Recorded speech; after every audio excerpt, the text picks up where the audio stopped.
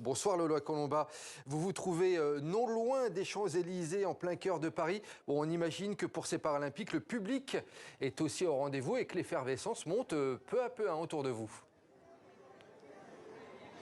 Oui Nicolas, bonsoir. Je pense qu'on peut le dire, Paris est à nouveau à la fête ce mercredi soir, moins de 3 semaines après la fin des Jeux Olympiques. Et pour cette cérémonie d'ouverture des Jeux Paralympiques, eh bien, les spectateurs ont un tout petit peu plus de chance que les spectateurs de la cérémonie d'ouverture des JO du 26 juillet, puisque regardez, eh bien, il ne pleut pas. D'ailleurs, ils sont venus en nombre, ces spectateurs, il faut le dire, assister à cet événement qui va se tenir à 2 pas d'ici, dans un peu moins de 2 heures maintenant, vous l'avez dit. 15 000 personnes vont pouvoir assister gratuitement à la cérémonie.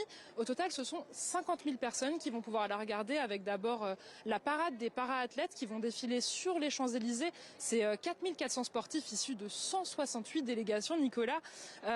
Et ensuite, il y aura bien sûr le grand spectacle Place de la Concorde, un spectacle autour du corps qui s'intitule Paradoxe, avec comme fil directeur l'inclusion des personnes en situation de handicap, bien sûr. Cette fois encore, la mise en scène elle est signée par Thomas Joly. C'est lui qui avait mis en scène déjà la cérémonie du 26 juillet, une cérémonie qui avait été mondialement saluée. Alors je peux vous dire qu'à Paris, on a hâte, vraiment, on se réjouit de voir les surprises que nous réserve cette soirée. On se demande déjà qui va allumer la vasque, c'est l'un des derniers mystères. En tout cas, les Parisiens ont déjà pu admirer le relais de la flamme cet après-midi dans Paris, et notamment voir l'acteur et spécialiste des arts martiaux Jackie Chan.